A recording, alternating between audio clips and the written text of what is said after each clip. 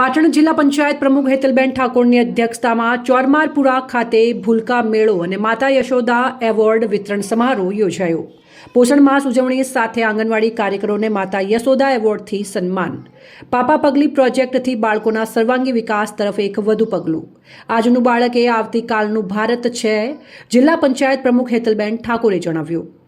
ગુજરાત સરકારના મહિલા અને બાળ વિકાસ વિભાગ ICDS તથા જિલ્લા વહીવટી તંત્રના સંયુક્ત આયોજન હેઠળ પોષણ ઉત્સવ કાર્યક્રમ 2025 અંતર્ગત સરસ્વતી તાલુકાના ચોરમારપુરા સ્થિત રિજિયોનલ સાયન્સ સેન્ટર ખાતે ભૂલકા મેળો, માતા યશોદા એવોર્ડ વિતરણ સમારંભ વર્ષ 2022-23 તથા પોષણ માસ ઉજવણીનો ભવ્ય કાર્યક્રમ જિલ્લા પંચાયત પ્રમુખ હેતલબેન ઠાકોરની અધ્યક્ષતામાં યોજાયો હતો।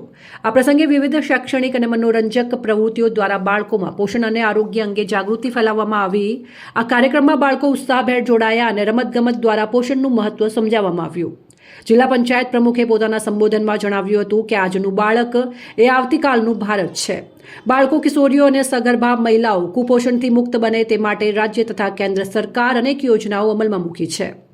આંગણવાડી કેન્દ્રો મારફતે દર માસે વિનામૂલ્યે પોષણયુક્ત ટેક હોમ રેશન આપવામાં આવે છે। સાથે સાથે બાળકોના સર્વાંગી વિકાસ માટે પાપા પગલી પ્રોજેક્ટનો સફળ અમલ થયો છે, જેના અંતર્ગત જિલ્લામાં 45,000થી વધુ બાળકો આવરી લેવામાં આવ્યા છે। આ પ્રસંગે વર્ષ 2022-23 દરમિયાન શ્રેષ્ઠ કામગીરી કરનાર આંગણવાડી કાર્યકરોને માતા યશોદા એવોર્ડથી સન્માનિત કરવામાં આવ્યા।